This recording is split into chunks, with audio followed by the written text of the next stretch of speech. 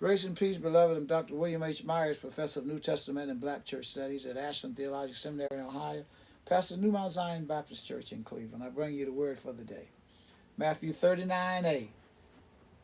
We're on trying to answer this question of what's in the cup. Crucifixion is in the cup. This was one of the most terrifying, abusive kinds of death in the ancient world that the Romans kind of crystallized, popularized, and made into a fine science. It's brutal.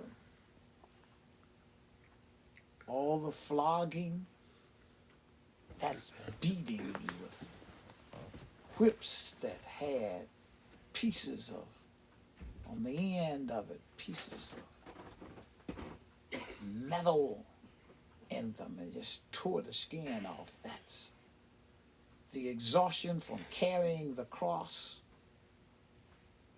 That's the nailing of the hands in some instances, and particularly in Jesus' instance, and the feet to the cross. Then hung up with your arms stretched wide. Crucifixion.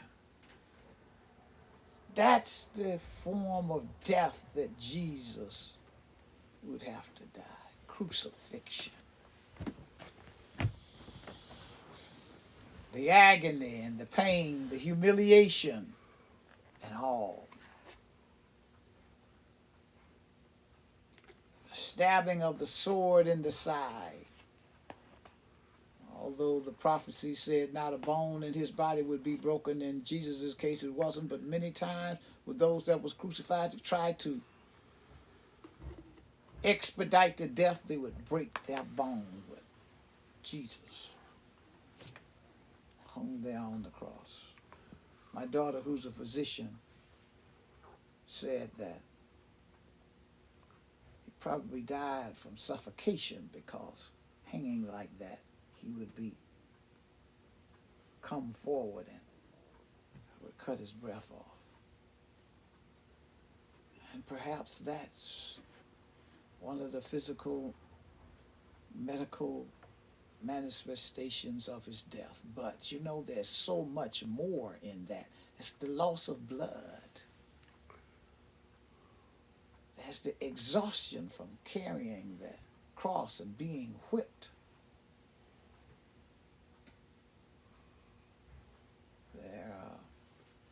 It's the lack of water, because Jesus says, I'm thirsty. There's the sun. Loss of all kinds of electrolytes, all kinds of things where the body was just folding to the agony of crucifixion. That's one of the things in the cup that Jesus had to experience for us. Let us not take his death so cavalierly, so for granted. What he had to drink of that cup, maybe we should ponder it more. And maybe in so pondering, we will give more and not be so quick to want to give so little, since he gave so